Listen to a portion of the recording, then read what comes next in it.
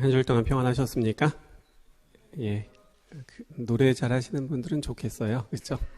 예. 지금 노래하신 분들이 저희 고등학교 한 친구는 친구 세 분 선배님이신데 두 분은 미국에 계신데 뭐 요새는 그 미국이고 뭐 한국이고 필요 없이 저렇게 다 함께 노래할 수 있도록 코로나가 그렇게 만들어준 것 같습니다. 오늘은 어떤 마음이었을까라는 그러한 제목으로 말씀을 좀 함께 나누려고 합니다. 어떤 마음이었을까? 지난 3월 30일 날이었습니다. 그날 저녁 9시가 넘은 시간이었는데 그때 이 자리에 계신 안성윤 성도님에게서 연락이 왔었습니다. 목사님, 관연이가 응급실 갔대요. 내일이 2차 시험인데, 그러니까 1차 시험은 필기 시험이고 2차 시험은 체력 시험이거든요. 내일이 2차 시험인데 그 9시가 넘은 시간에 응급실에 간 겁니다. 내일 시험인데 걱정이네요. 하나님이 길을 터주시겠죠? 지금 저에게는 하나님밖에 안 보여요. 가볼 수도 없고 마음이 너무 아파요. 라는 첫 번째 카톡이었습니다. 그리고 또 이어서 이렇게 왔습니다. 100m 달리기는 어떻게든 하겠지만 1000m는 좀 장기 에너지가 필요할 텐데 체력이 버텨줄래나 점점점 하나님이 함께 할 수 있도록 기도 부탁드립니다. 정말 제가 할 수 있는 거라곤 기도밖에 없습니다. 라는 그런 카톡이었습니다. 깜짝 놀랐습니다. 받고 다음 날이 2차 시험인데 그것도 체력 시험인데 그 전날 밤 응급실에 간 거죠. 몇 년을 준비했고 정말 올해가 마지막이라는 그러한 마음으로 준비한 것을 들어서 알고 있었습니다. 그런데 내일 정말 중요한 체력 시험을 봐야 되는데 그날 전날 밤 응급실에를 가게 된 겁니다. 그래서 이렇게 답을 보냈습니다. 아무것도 해줄 수 없고 그래서 할 수 있는 게 기도밖에 없을 때 가장 소중한 것을 해주시는 겁니다. 그리고는 빌립보서에 있는 말씀을 보냈습니다. 아무것도 염려하지 말고 다만 모든 일에 기도와 간구로 너희 구할 것을 감사함으로 하나님께 아뢰라. 그리하면 하나님의 평강이 그리스도 예수 안에서 마음과 생각을 지켜주실 겁니다. 그리고는 조금 더 보냈습니다. 이 밤이 관연이에게도 기도하는 밤이 될 것입니다. 그러자 또 이렇게 답을 주셨습니다. 감사합니다. 기도를 어떻게 해야 될지 막막했는데 이것으로 기도할게요. 라고 그날 저녁 카톡은 마무리가 됐습니다.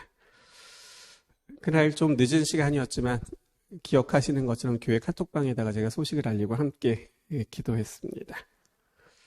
그리고 다음날 이른 아침이었습니다. 오늘 9시에 시작하나요? 100m, 1000m 이렇게 두 종목이고요. 답이 왔습니다. 9시까지 가서 10시 시작, 12시쯤 끝난대요. 두 종목 본대요. 아침에 통화해보니 좀 나아졌다네요. 감사해요. 마음이 편해졌어요. 그리고는 마지막 문장이 겸허히 받아들이기로 하고 이렇게 점을 딱 찍으셨습니다. 이 겸허히 받아들인다는 말의 의미가 뭔지 알 것 같았습니다. 그래서 또 이렇게 보냈습니다. 응급실이라는 곳이 부족한 부분을 채워주는 곳이잖아요. 풀로, 그러니까 영어로 풀이죠. 가득 충전하고 시험장에 가게 될 겁니다. 게다가 지난밤 함께 기도해준 많은 분들의 응원과 사랑으로 한 번 더 충전될 겁니다. 라고 그렇게 쓰고 이사야 40장에 있는 말씀을 제가 보내드렸습니다. 소년이라도 피곤하며 곤비하며 장정이라도 넘어지며 쓰러지되 오직 여호와를 앙망하는 자는, 그 다음에 여러분 기억하시죠? 새 힘을 얻으리니 독수리가 날개치며 올라감 같을 것이요 다른 박질하여도 곤비하지 아니할 것이다. 오늘 하나님께서 주시는 새 힘을 얻을 수 있도록, 그래서 엄마의 간절한 기도가 이렇게 응답되는구나를 달리면서도 관연이가 알 수 있도록, 그런 하루가 될 수 있도록 계속 기도하겠습니다. 라고 보냈습니다. 그리고는 또 이렇게 보냈습니다. 너무 걱정하지 마시고 또 너무 일찍 마음을 내려놓지 마시고 아세요. 하나님께서 함께 하시면서 도와주실 겁니다. 그러자 답을 주셨습니다. 예, 열심히 기도하겠습니다. 그리고는 이제 어제 오후 5시가 조금 넘은 시간에 전화가 왔습니다. 전화가 오면 요새는 저장돼 있으면 이제 누가 보내는지를 미리 알 수 있잖아요. 그랬더니 우리 안성윤 성도님이 보내신 전화였습니다. 그 이름이 뜨는 것을 본 순간 구나라는 생각이 먼저 들었습니다. 그리고는 전화를 받았을 때 좀 이렇게 좀 약간 흥분된 목소리, 여러분 아시죠? 이렇게 좀 들뜬 그런 목소리로 기쁜 소식을 목사님 제일 먼저 알립니다. 합격했습니다. 라고 이렇게 알려주었습니다.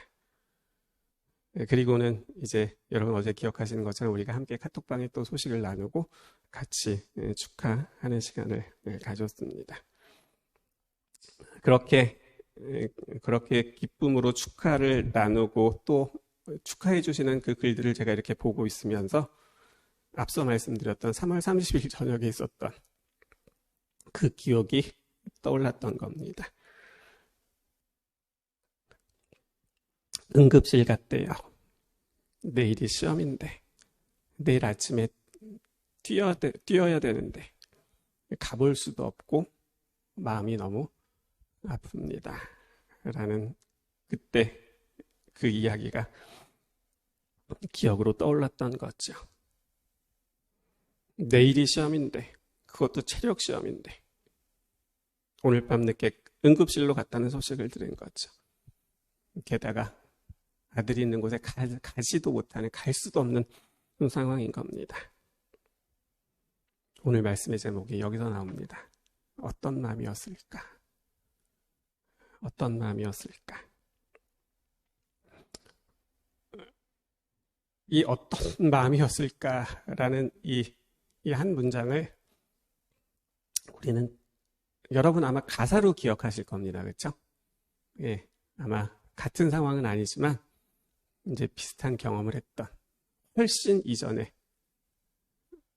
비슷한 경험, 어쩌면 더 깊은 경험을 했던 한 노래의 가사죠. 이 시간 짧은 영상을 통해서 보여주는 그 가사를 좀 함께 들어보도록 하겠습니다.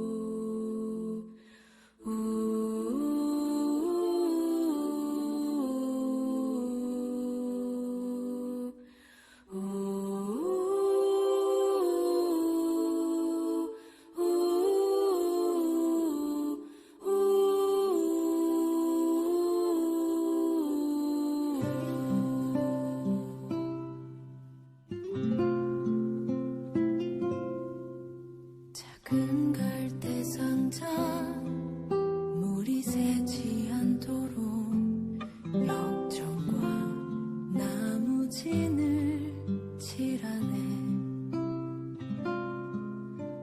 어떤 맘이었을까 그녀의 두 눈엔 눈물이 흐르고 흘러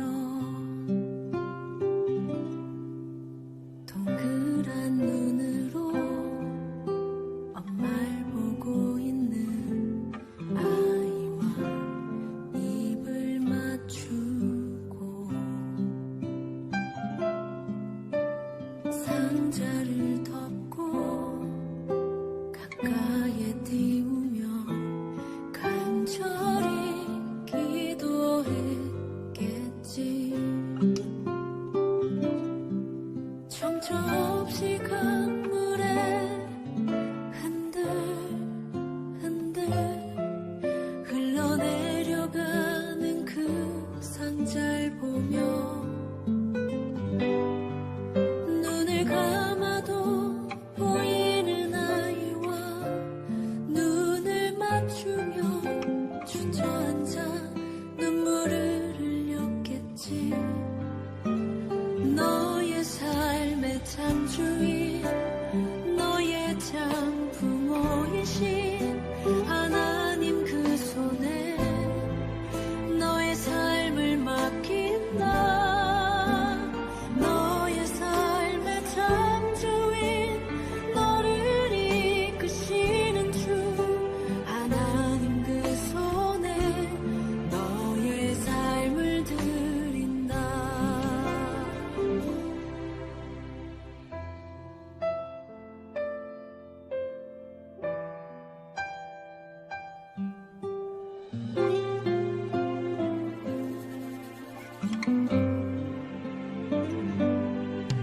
어떤 마음이었을까 그녀의 두 눈에 눈물이 흐르고 흘러 정처 없이 강물에 흔들흔들 흘러내려가는 그 상자를 보며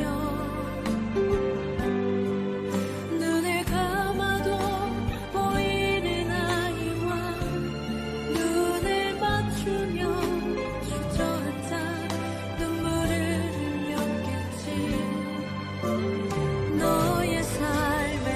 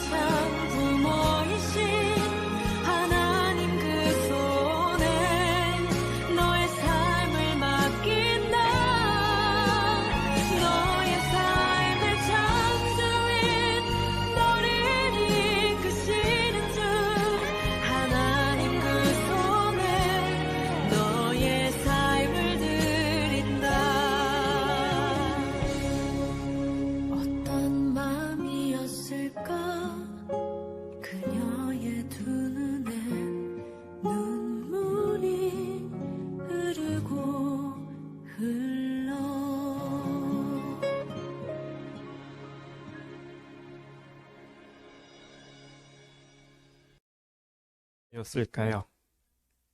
이제 곧 아기가 태어나려고 합니다. 요새 같으면 알잖아요, 그렇죠? 뭐 파란색이냐 분홍색이냐 뭐 병원에서 그렇게 알려주는데 그때는 그렇지 않았잖아요. 이제 아이가 태어나려고 하는데 엄마 아빠가 이렇게 기도합니다. 제발 하나님, 어떻게 해요? 제발 하나님, 딸이게 도와주세요. 제발 하나님, 딸이 태어나게 도와주세요. 이렇게 기도합니다. 하나님, 딸이어야 돼요. 딸이 태어나게 도와주세요. 태어나는 그 순간까지도 그렇게 기도합니다. 그런데 아들이 태어났습니다. 기뻐할 수 없습니다. 아들을 낳으면 어떻게 해야 돼요? 나일강에 던져야 합니다. 하지만 태어난 아기가 사내의 아이인 것을 확인하고는 사내네? 남자아이네? 그럼 얼른 가서 나일강에 버려야지. 그렇게 말하면서 던질 수 없습니다. 그래서 얼마 동안요? 석 달을 숨겨서 키우죠. 우리가 알고 있는 누구 얘기예요? 모세 얘기입니다. 그런데 여러분, 우리가 지금까지 알고 있었던 그 모세의 이야기 가운데 비밀이 있다는 것을 기억하십니까? 제가 알고 있는가라고 묻지 않고 기억하고 있는가라고 물었습니다. 왜 그랬을까요? 그 모세의 출생에 대한 그 또 다른 비밀을 기억하고 있는가라고 물었습니다. 평상시 같으면 알고 있습니까? 라고 물었을 텐데 그렇지 않고 기억하고 있습니까? 라고 물었던 이유는 뭘까요? 전에 제가 한번 이 부분에 대해서 말씀을 드린 적이 있기 때문에 그렇죠. 혹 기억하지 못하시는 분들을 위해서 잠깐 좀 보고 가겠습니다. 2절이요. 출애굽기 2장 2절입니다.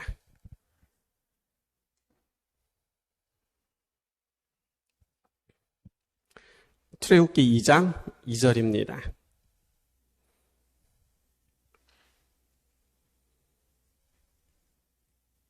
같이 읽어볼까요? 그 여자가 시작.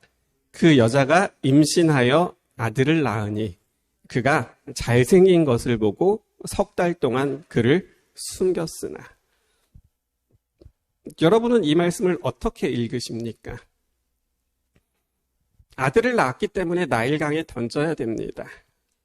그런데 모세의 부모는 그렇게 하지 않고 숨겼습니다. 여기까지는 우리가 알고 있습니다. 그런데 우리가 읽은 2절 말씀을 보면 그가 뭐 한 것을 보고요?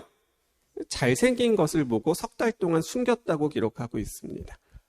잘생긴 것을 보고 아이를 낳았는데 그 아이가 잘생긴 것을 보고 석 달을 숨겼다는 말이죠. 이게 무슨 뜻일까요? 잘생겼기 때문에 숨겼다라는 뜻이죠. 그렇죠? 그러면요. 못생겼다면 어떻게 됐을까요? 만약에 태어난 아이가 못생겼다면 그러면 어떻게 하는 겁니까? 여기 남자분들이 여러 분 앉아 계신데 여러분들이 그날 태어났다면 우리는 어떻게 됐을까요? 예? 정홍철 집사님 오늘 생일인데 그렇죠? 아침부터 막 축하한다고 축하 많이 받으셨는데 집사님 그날 태어나셨다면 잘생긴 것을 보고 숨겼을까요? 에이 하고 갖다 던졌을까요? 불안하세요? 예. 그래서 이 말씀이 궁금해지는 겁니다. 누가 잘생겼다고 누가 못생겼다고 누가 판단하나요? 찾아봤습니다. 잘생긴 것을 이라는 이 말에 히브리 단어가 토브라는 단어가 쓰였습니다. 토브. 근데 이 뜻은 영어로 굿이라는 뜻입니다. 그래서 히브리 사람들은 아침 인사를 뭐라고 하냐면 우리는 영어로 굿모닝 하잖아요. 그 굿이 토브예요. 그래서 아침 인사를 히브리 사람들은 뭐라고 하냐면 보케르 토브라고 합니다. 그러니까 굿모닝이라는 뜻이죠. 좋다라는 뜻입니다. 그런데 이 토브는 몇 가지 뜻을 더 가지고 있습니다. 하나의 뜻이 뭐냐면 아름답다는 뜻이 있고요. 또 하나의 뜻은 건강하다는 뜻도 있습니다. 그리고 중요한 하나의 뜻이 더 있습니다. 그것은 건장하고 범상치 않다라는 뜻도 있습니다. 건장하고 범상치 않다는 뜻도 있다는 거죠. 그렇기 때문에 이 토부라는 단어를 지금 우리가 읽고 있는 그 성경처럼 잘생겼다라고만 번역하는 것은 왠지 좀 아쉬운 번역이라고 생각이 되어집니다. 좋은 번역 같지가 않습니다. 더 좋은 번역은 건강하고 범상치 않은 것이라고 해야 더 맞을 것 같습니다. 모세의 부모는 태어난 아기가 건강하고 범상치 않은 것을 보고 석 달을 숨겨서 키우게 됩니다. 그러면 또 궁금한 것이 있죠. 그럼 태어난 아이가 건강하고 범상치 않았다면 버렸을 거란 뜻인가? 그러면 도대체 이 건강하고 범상치 않다는 말의 의미는 뭘까? 라는 것이죠. 이미 우리가 이 말씀의 배경을 알고 있는 것처럼 아기가 태어나면 산파가 달려와서 확인한 후 산의 아이면 나일강에 던져야 되는 시대였습니다. 하나님을 믿는 산파들도 아이를 낳으면 산의 아이거든 죽여버리라는 바로의 명령은 이미 우리가 도착했을 때 벌써 나았습니다 라는 말로 피할 수 있었습니다. 하지만 나일강에 던지라는 것은 어쩔 수 없었습니다. 나일강에 던지라는 것은 다시 내려진 명령이었잖아요. 처음에는 어떻게 명령했어요? 히브리 산파들에게 아기가 태어났을 때 그 아이를 받아서 남자거든 죽이라고 명령을 했는데 이 하나님을 두려워했었던 이 산파들이 뭐라고 말을 했어요? 히브리 여인들은 너무 건강해서 우리가 도착하기 전에 이미 아이를 낳았습니다 라고 그 말을 피할 수 있었어요. 그랬더니 이제는 나중에 가서라도 확인하고 아들이면 던지라고 명령을 했던 겁니다. 그런데 어떻게 모세는 3달이나 석 달이나 집에서 숨겨서 키울 수 있었습니까? 태어난 다음이라도 아들이라면 확인하고 던져야 되는 겁니다.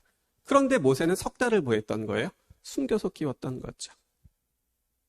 기억나시나요? 가능성은 하나밖에 없습니다.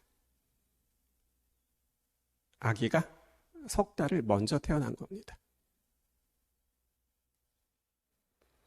그렇기 때문에 모세의 어머니는 모세를 석 달 동안 집안에서 숨겨 키울 수 있었던 거죠. 놀랍게도 모세는 그렇게 일찍 태어났지만 건강한 겁니다. 일찍 태어난 아이가 석 달이나 먼저 태어난 아이가 건강한 겁니다. 그것을 보고 범상치 않다라고 생각을 했었던 거죠. 7달 만에 태어난 아기가 이렇게 건강한 것은 기적 같은 일이었습니다. 랍비들의 기록에 의하면 모세의 어머니는 일찍 태어났지만 이렇게 건강한 아이의 모습을 보고는 이 아이는 하나님께서 보내신 특별한 아이라고 생각하게 됩니다. 그래서 석 달을 몰래 키울 생각을 했었던 거죠. 부조화 선지자 242쪽은 이렇게 기록하고 있습니다. 이 법령이 강행되고 있을 때 레위 지파 중에 경건한 이스라엘 사람 아므람과 요게벳에게 한 아들이 출생하였다. 갓난 아이는 준수하였고 그 부모는 이스라엘의 해방 시기가 가까이 이르렀다는 것과 하나님께서 당신의 백성을 위하여 한 구원자를 일으키시리라는 것을 믿고 그들의 아기가 희생당하지 않게 하기로 결심하였다. 하나님께 대한 믿음은 그들의 마음을 강하게 해주었으며 임금의 명령을 무서워 아니하였다라고 기록하고 있습니다.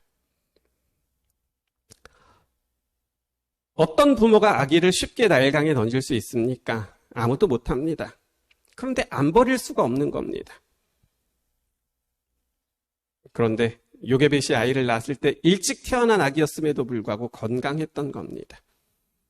요게벳은 그 아이의 건강함을 보고는 하나님께서 이제 우리를 해방시키실 그때가 가까웠는데 하나님께서 어쩌면 이 아이를 통해서 그 일을 하시겠구나를 생각하게 된 겁니다. 그래서 예정일보다 일찍 태어난 그 아이를 예정일까지 숨겨서 키울 수 있었던 거죠. 석 달 동안은 무럭무럭 잘 자랐습니다. 하지만 계속해서 숨겨서 키울 수 없게 됩니다. 왜요? 예정일이 되면 누가 오니까요? 산파가 오니까요. 그래서 산파들이 오기 전에, 그래서 아이를 확인하기 전에 엄마, 아빠가 먼저 준비를 합니다. 그것이 3절과 4절 말씀입니다. 3절, 4절이요. 또 같이 읽어볼까요? 더숨길수 시작.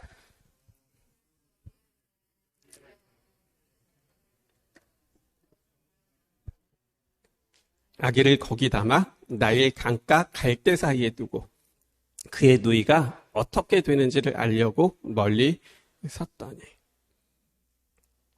지금 우리가 읽은 성경 말씀은 갈대 상자를 가져다가 역청과 나무진을 칠하고 아기를 거기 담아 나일강 갈대 사이에 두었다고 뭐 별일 아닌 것처럼 담대하게, 아니요, 그냥 덤덤하게 기록하고 있지만 절대 그렇지 않았을 겁니다. 어떤 마음으로 갈대 상자를 준비할까요? 범상치 않은 아이라고 느꼈지만 그래도 태어난 지 석 달밖에 되지 않은 아이입니다.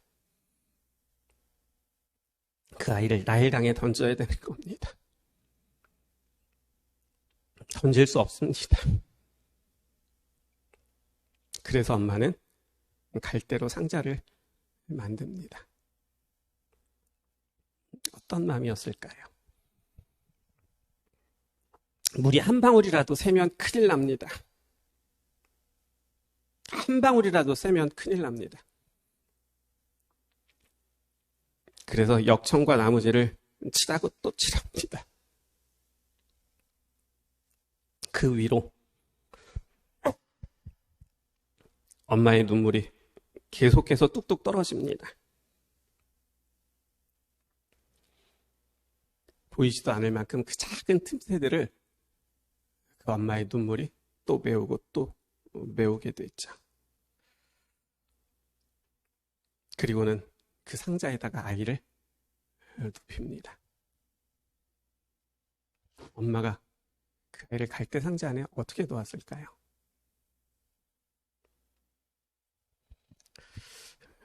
그런데 녹을 수밖에 없는 거죠. 그리고 그 뚜껑을, 상자 뚜껑을 닫을 수밖에 없는 거죠.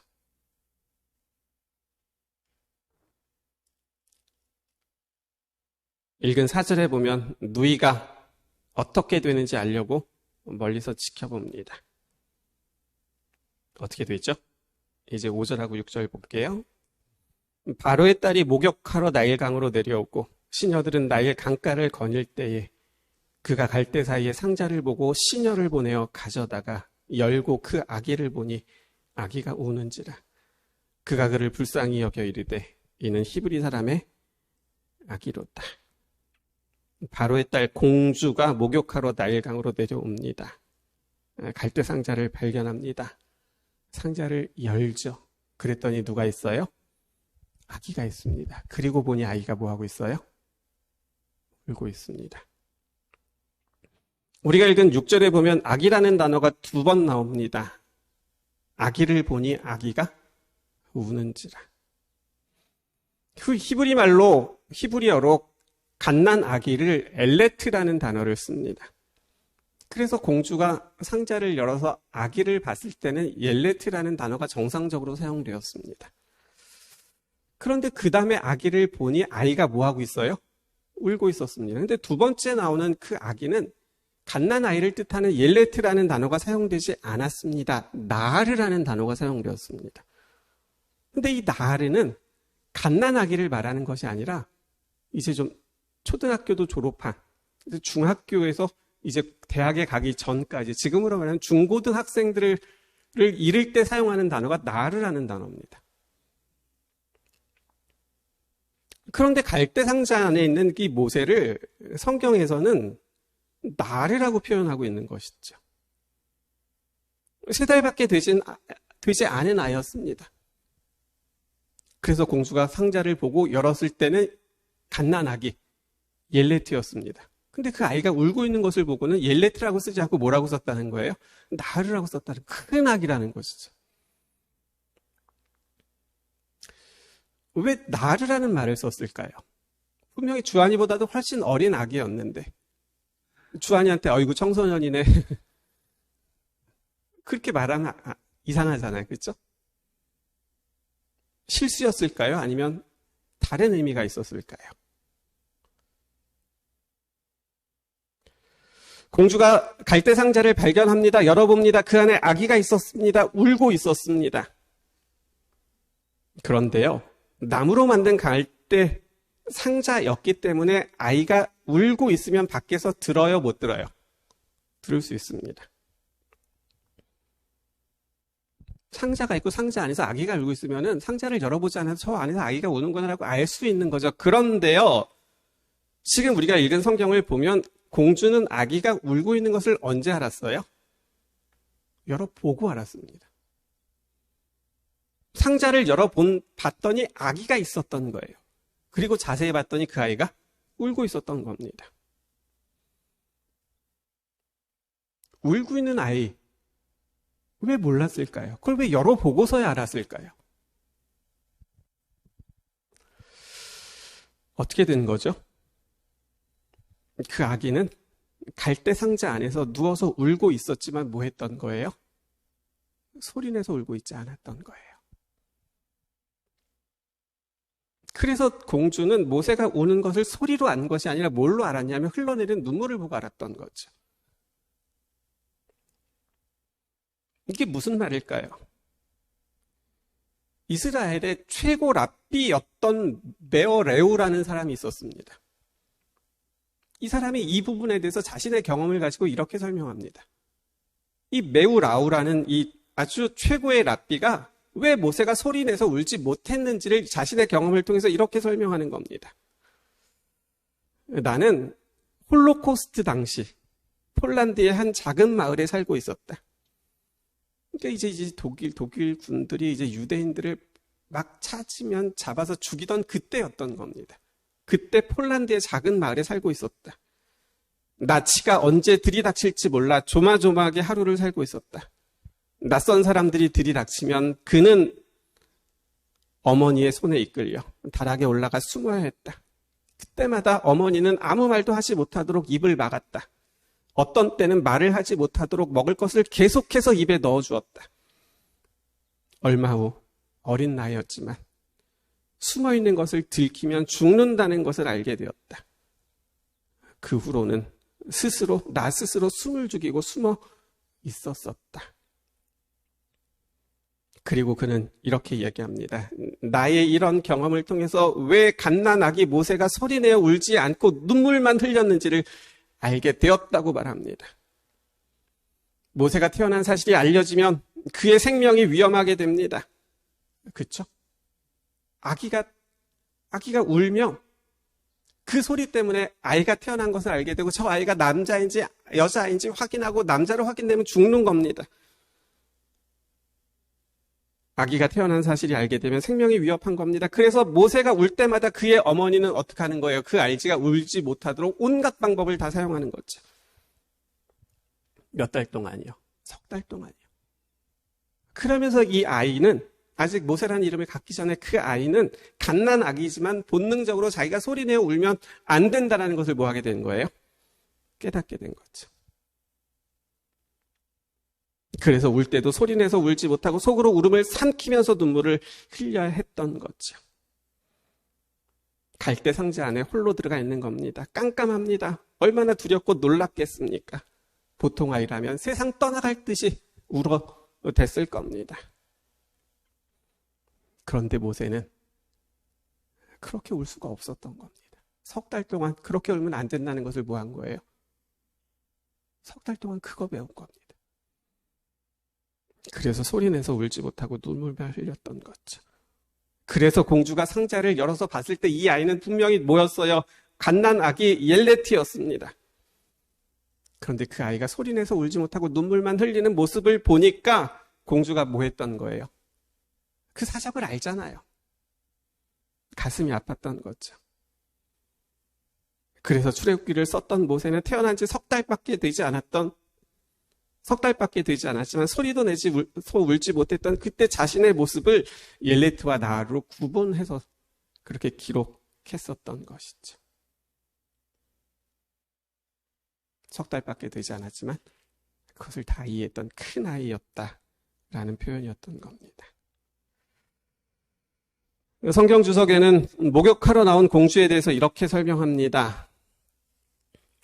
바로의 딸이 목욕하러 나일 강가에 나온 것은 일상적인 일은 아니었다. 공주가 노천의 강가에서 목욕을 하는 것은 분명히 동양의 풍습과는 조화되지 않는다. 바로의 딸이 목욕하러 강가로 나가는 일은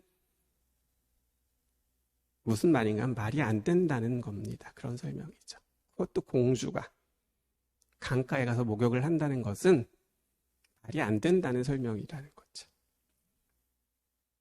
그래서 이날 평생 처음 목욕을 밖으로 나온 날이었던 겁니다. 그런데 평생 처음 목욕하러 밖으로 하루 나왔는데 그날 뭘 발견한 거예요? 이 갈대상자를 보게 되었던 거죠. 이것이 그날 있었던 첫 번째 기적이었습니다. 첫 번째 기적이라는 말은 두 번째 기적도 있나요? 있었습니다. 그것은 공주가 목욕을 하러 와서 갈대상자를 볼 때까지 갈대상자가 뭐하지 않았던 거예요? 뒤집어지지 않았던 것이죠. 엄마하고 누이가 잘 숨겨뒀기 때문이었을까요? 그렇지 않습니다. 제가 아주 오래전에 대학교 2학년 때 성지순례를 갔었습니다. 그리고 나일강에 갔었어요. 강이 얼마나 큰지 몰라요. 유람선을 탔어요. 물살이 얼마나 센지 그냥 배가 그냥 가만히 있어도 그냥 둥둥둥둥 떠내려가는 겁니다. 유속이 엄청 빨랐던 거죠. 그런데 100일도 되지 않은 그 작은 아이를 담은 그 갈대상자가 그 강에서 뭐 하지 않았던 거예요? 흘러내려가지 않았고 뒤집어지지 않았던 거죠. 이것은 그날 있었던 두 번째 기적이었습니다. 이것을 기적이라고 하는 이유는 조금 이따 다시 설명하겠습니다. 그리고는 또 기적이 있습니다. 세 번째 기적이죠. 이번엔 성경을 읽어볼게요. 6절부터 9절입니다. 6절부터 9절 또 같이 읽어볼까요? 열고 시작. 열고 그 아기를 보니 아기가 우는지라. 그가 그를 불쌍히 여겨 이르되 이는 히브리 사람의 아기로다. 그의 누이가 바로의 딸에게 이르되 내가 가서 당신을 위하여 히브리 유인 중에서 유모를 불러다가 이 아기에게 젖을 먹이게 하리이까. 그에 이르되 가라 하매 그 소녀가 가서 불러오니 바로의 딸이 그에게 이르되 그 삭슬 주리라. 여인이 아기를 데려다가 젖을 먹이더니. 세 번째 기적은 뭐죠? 공주가 아기를 불쌍히 여겨서 살려주는 겁니다. 살려주는 것에서 그치는 것이 아닙니다. 자기 아들을 삼게 됐죠. 이럴 수 있을까요? 절대 그럴 수 없습니다. 애굽의 공주에게 더더욱 그럴 수 없습니다. 아버지였던 바로가 히브리 아이들은 나일강에 던져 죽이려고 했는데 이 공주가 그런 아버지의 명령을 어기고 그 아이를 데려다 키울 수 없는 거죠. 불쌍히 여길 수는 있어요. 안 됐구나. 불쌍히 여길 수는 있죠. 하지만 뭐 할 수는 없는 거예요? 그 아이를 자기 아들로 삼을 수는 없는 거죠. 그런데 그 아이를 자기 아들로 삼게 되는 거죠. 그러면요, 도대체 이 아기는 무슨 복을 가지고 태어나서 이런 기적들 속에서 살아남게 되었을까요? 이제 그 비밀을 확인하는 시간입니다. 부저선지자 243쪽에 이렇게 설명하고 있습니다. 읽어드릴게요. 어머니는 아기를 3개월 동안 감추어두고 길렀다. 그러나 더 이상 아기를 안전히 보호할 수 없음을 알고 그 여자는 갈대로 만든 작은 상자를 준비하여 물이 스며들지 않게 역청과 나무진을 칠한 다음 아기를 거기 담아 하숫과 갈대 사이에 숨겨놓았다. 그 어머니는 감히 그곳에 머물러 아기를 지켜보고 있을 수 없었다. 그렇게 한다면 아기의 생명과 자신의 생명을 모두 잃을 것이기 때문이었다. 그 대신 누이 미리암이 그 부근에 머물러 있으면서 표면상으로는 무관심한 채 하면서 그의 어린 아우에게 어떤 일이 벌어질지를 마음 졸이며 지켜보고 있었다. 그리고 여기서부터 들어보세요. 그리고 다른 감시자들도 있었는데 어머니의 열렬한 기도가 그의 아들을 하나님의 보호에 의탁하게 되자 눈에 보이지 않는 천사들이 그의 비천한 휴식처 위를 날고 있었다. 천사들은 바로의 딸을 그곳으로 인도하였고 공주는 그 작은 상자에 호기심을 갖게 되었으며 그가 그 상자 속에 있는 아름다운 아기를 보았을 때에 한눈에 그 아기를 버린 사연을 알아차릴 수 있었다. 어린 아기의 눈물은 어떤 눈물이에요? 소리도 내지 못한 채 숨죽여 울고 있었던 그 아이의 눈물은 공주의 동정심을 불러일으켰다. 이런 방법으로라도 자기의 귀중한 아기의 생명을 보존해 보려는 알지 못하는 어머니에게도 동정심이 갔다. 공주는 그 아기를 후원하기로 결심하고 그를 자기의 양자로 삼았다라고 기록하고 있습니다. 분명히 그날 3가지 기적이 있었다고 말씀을 드렸습니다. 첫 번째 기적은 무엇이었죠? 공주가 목욕을 나온 것이었습니다. 읽어드린 말씀에 보면 그 이유를 무엇으로 설명하고 있어요? 천사들은 바로의 딸을 그곳으로 인도하였다라고 기록하고 있습니다. 두 번째 기적은 그 상자가 뒤집어지지 않고 공주가 목욕을 나올 때까지도 떠내려가지 않고 공주의 눈에 띄었다는 겁니다. 읽어드린 말씀은 이렇게 설명하죠. 눈에 보이지 않는 천사들이 그의 비천한 휴식처 위를 날면서 지키고 있었다라는 겁니다. 세 번째 기적은 무엇이었습니까? 그 아이를 아들로 삼은 것이죠. 읽어드린 말씀은 공주가 그 상자 속에 있는 아기를 보았을 때 한눈에 그 사연을 알아차릴 수 있었다. 하지만 여기까지는 결심하지 않았었습니다. 그런데 그 다음 그 아기의 무엇을 보고요? 눈물. 소리도 내지 못하고 우는 그 눈물을 그의 마음을 움직였다라고 기록하고 있는 것이죠. 그래서 이 3가지가 모두 다 기적이었던 겁니다. 그러면 이런 기적이 한날에 그것도 한 아이에게 일이 집중될 수 있었던 이유는 무엇이었습니까? 이제 오늘 여러분들이 기억하셔야 될 가장 중요한 말씀을 읽어드립니다. 어머니의 열렬한 기도가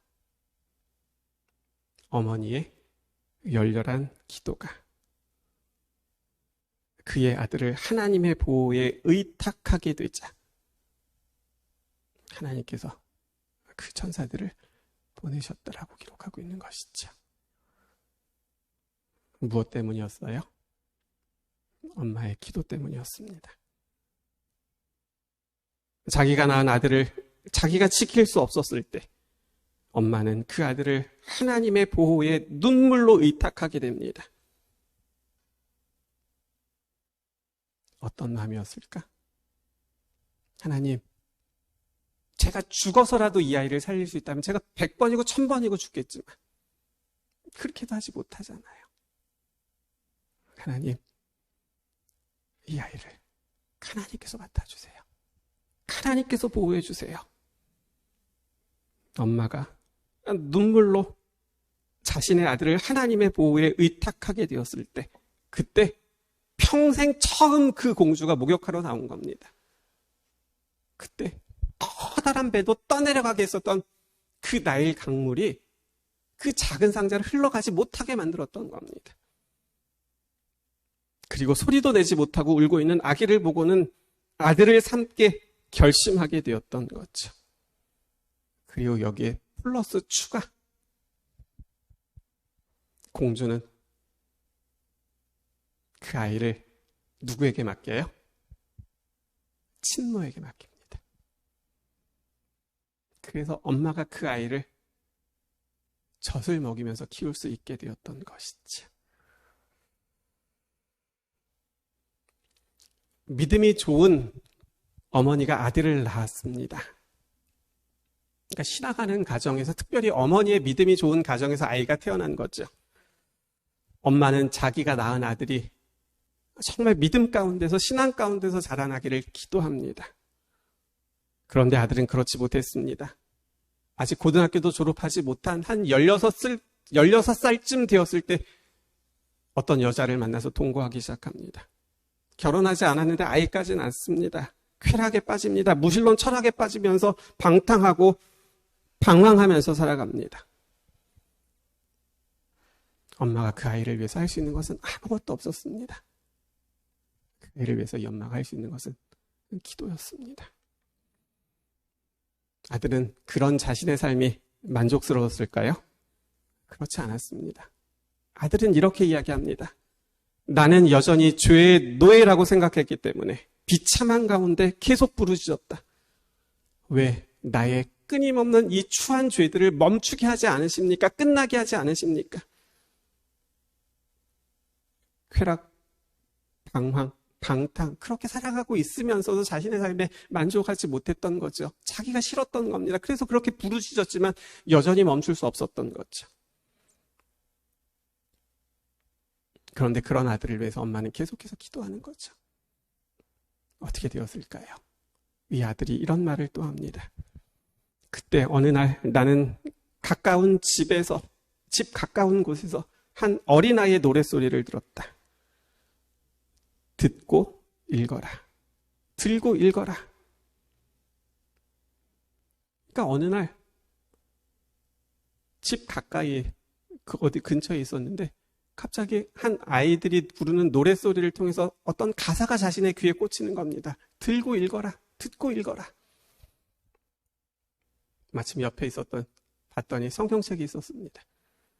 그 성경책을 듭니다. 그리고 펼칩니다. 그리고 눈이 닿는 대로 그 말씀을 읽었습니다. 그 말씀이 로마서 13장 13절과 14절 말씀이었습니다.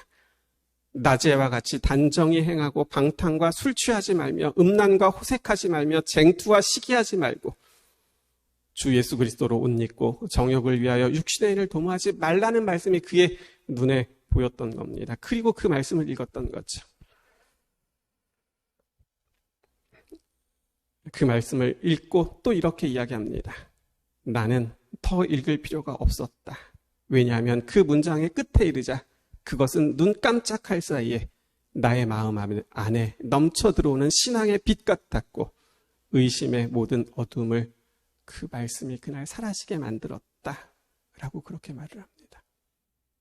여러분, 이 사람이 누군지 아십니까? 이 사람이 누군지 아십니까? 이 사람이 참회록을 쓴 어거스틴입니다.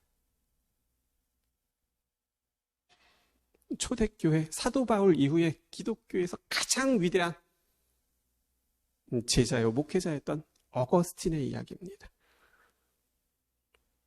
그리고 그 어거스틴을 위해 평생을 눈물로 기도했던 어머니 모니카의 이야기였습니다. 탈무드에 이런 말이 나옵니다. 눈물로 드리는 어머니의 기도를 하나님은 두 손으로 받으셔서 꼭 응답하신다라고 탈무드에 기록되어 있습니다. 유대인들의 지혜서인 그 탈무드에는 어머니들이 흘리는 그 눈물의 기도는 하나님께서 뭐 하시고요? 두 눈으로 받으셔서는 꼭 뭐 하신다고요? 응답하신다고 기록하고 있는 거죠. 태어난 지 석 달밖에 되지 않는 아들을 상자에 담는 요게벳의 눈물을 보셨던 겁니다. 아이만 소리내서 울지 못했던 것이 아니라 엄마도 소리내지 못해서 기도합니다. 하나님 이 아이를 살려주세요라고 그렇게 소리내서 기도하지 못하는 거죠. 그런데 그 기도 소리를 들으셨던 거죠. 자신이 낳은 아들을 엄마에게 지키고 싶었지만 그럴 수 없어서 하나님께 맡기는 그 기도에 놀랍게 응답하신 겁니다. 그래서 하루 동안에 3번이나 기적을 베푸시면서 응답하셨던 거죠. 우리도 마찬가지입니다. 자녀들의 문제를 우리가 해결할 수 있을까요? 자녀들의 특별히 신앙적인 문제를 우리가 어떻게 할 수 있을까요? 아니요. 우리에게 필요한 것은 하나님께 기도로 의탁하는 것입니다. 그러면 어떤 마음인지를 아시는 하나님께서 여러분의 기도에 응답하실 겁니다. 내일 시험 봐야 되는데, 체력 시험 봐야 되는데, 오늘 이 저녁 내일 시험 봐야 되는데, 그것도 체력 시험 봐야 되는데, 오늘 이 밤 응급실에 실려가는 것도, 응급실 가게 되는 것도 문제가 되지 않게 하시는 거죠. 왜요? 이렇게 말씀하셨거든요. 지금 나에게는 하나님밖에 안 보입니다. 제가 할 수 있는 것은 기도밖에 없습니다. 그런 마음을 하나님께서는 보시고 역사하셨던 것이죠. 필요하셨다면 더 큰 기적을 베푸셔서 도우셨을 것이고 건져내셨을 겁니다. 너의 삶의 참 주인, 너의 참 부모이신 하나님께 너의 삶을 맡긴다. 사랑하는 성도 여러분, 삶의 참 주인, 참 부모이신 하나님께 먼저는 우리 자신들을 맡기고 또 우리의 자녀들을 하나님께 그렇게 의탁하게 되시는 우리 모두가 되시기를 간절히 바랍니다. 내가 벌써 오랫동안 기도하고 있는데 특별히 내 자녀들에게서 신앙적인 부분으로 아무런 변화가 없고 오히려 더 나빠지는 것처럼 보일 수 있습니다. 하지만 그것이 하나님께서 내 기도를 듣지 않으시는, 응답하지 않으시는 증거가 될 수 없습니다. 모니카는 30년이 넘게 기도합니다. 하나님께서 기도를 들으시고 그리고 그런 방탕한 생활을 살아가고 있었던 그 어거스틴을 참회록을 쓴 성 어거스틴으로 바꿔주셨던 것이죠. 중요한 것은 내가 하나님께서 우리 가정에도 그렇게 역사해 주실 것을 믿고 오늘도 내가 할 수 없는, 내가 지킬 수 없는 내 문제를, 우리 아이들의 신앙의 문제를 하나님께 의탁하게 될 때 하나님께서 우리의 문제들도, 우리의 자녀들도 그분께서 때로는 필요하다면 기적을 베푸소서까지도 우리의 기도에 응답해 주신다는 약속이 오늘 출애굽기 2장을 통하여 우리에게 이미 주어져 있다는 사실을 기억하고 하나님께 온전히 의탁하는 그러한 믿음의 기도를 드리시게 되는 우리 모두가 되시기를 바라면서 오늘 말씀을 마치겠습니다.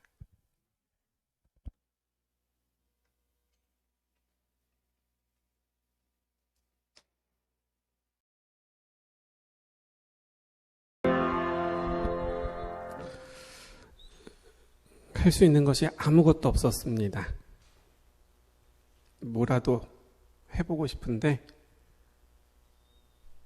정말 할 수 있는 것이 아무것도 없었습니다. 하지만 그 엄마에게는 사람들이 볼 때는 할 수 있는 것이 아무것도 없었지만 그 엄마에게는 그 아이를 위하여 할 수 있는 최선의 일이 있었습니다. 그것은 내가 지킬 수 없는 이 아이를 하나님의 보호하심에 눈물로 의탁하는 일이었습니다. 하나님께서 그 엄마의 마음을 아셨습니다. 하나님은 응답하지 않으실 수 없으셨고 가만히 계실 수 없으셨습니다. 그래서 하나님은 눈물로 그 핏덩어리 같은 아이를 하나님의 손에 의탁하는 그 엄마를 위하여 하나님은 한 번도 나일강에 가서 목욕한 적이 없는 그 공주를 그날 그곳에 가게 하시는 겁니다. 다른 사람이 그 갈대상자를 먼저 발견하면 안 되기 때문에 그 일을 할 수 있는 유일한 사람은 공주였기 때문에 그 공주를 움직이셨던 거죠. 그리고는 공주가 나올 때까지, 발견할 때까지 그 상자가 떠내려가지 않도록 천사를 통하여 지키셨던 겁니다. 공주가 보게 하셨고 상자를 열어서 그 안에 아이가 있는 것을 확인하게 하신 이후에 공주로 하여금 소리내서 울지 못하는 그 아이의 눈물을 보게 하십니다. 그리고는 마음에 정말 상상할 수도 없는 큰 결심을 하게 하십니다. 내가 저 아이를 내 아들로 삼아야겠다. 이건 공주가 할 수 있는 결심이 아니었는데 그날 하나님은 그 결심을 할 수 있게 하셨던 것이죠. 그리고 정말 그 기적 같은 일들이 연이어서 계속해서 일어날 수 있었던 것을, 그 아이를 눈물로 하나님께 의탁했던 그 어머니의 기도에 대한 하나님의 응답이었던 것이지요. 이 말씀이 성경에 기록되어 있고 오늘 우리에게 들려지는 것은 모세라는 사람은 이렇게 정말 놀랍게도 운이 좋은 사람이고 하나님께서 특별히 사랑하시는 사람이었기 때문이다를 우리에게 알려주는 것이 아니라 요게벳의 기도에 그렇게 응답하셨던 하나님은 오늘 우리에게 동일하게 응답해 주시기 위하여 하나님은 오늘도 기다리고 계시다라는 것을 우리에게 가르쳐주고 있는 것이지요. 하나님, 오늘 주신 말씀을 통하여 우리의 삶의 모습들을 보게 하시고 오늘 나에게 필요한 기도가 무엇인지를 깨달을 수 있도록 하나님 도와주시옵소서. 기도는 내가 할 수 있는 것들을 다 한 이후에 더 이상 할 수 있는 것이 없을 때 하는 것이 기도가 아니라 하나님께 내 아이를 맡기고 내 문제를 맡기는 것은 우리가 선택할 수 있는 가장 최선의 선택이라는 사실을 기억할 수 있도록 하나님 도와주시고 이제는 믿음으로 우리의 자신뿐 아니라 우리의 문제들뿐 아니라 특별히 우리의 자녀들을 하나님께 의탁할 수 있는 우리 모두 될 수 있도록 하나님 도와주셔서 그 놀랍고도 기적 같은 일들이 하나님 이제는 우리 성도님들의 가정에서 일어날 수 있도록 하나님 도와주시고 그래서 정말 세상에 세속에 던져져 있는 우리 아이들이 우리 가족들이 그 가운데서 건짐을 얻는 오늘의 모세들이 될 수 있도록 하나님 도와주시옵소서. 아버지, 우리에게도 이렇게 역사해 주시기 위하여 오늘 우리에게 이 말씀 주심을 인하여 감사드리며 이제는 온전히 하나님께 의탁할 수 있는 우리 모두 되게 도와주시기를 예수님의 이름으로 간절히 기도드립니다. 아멘.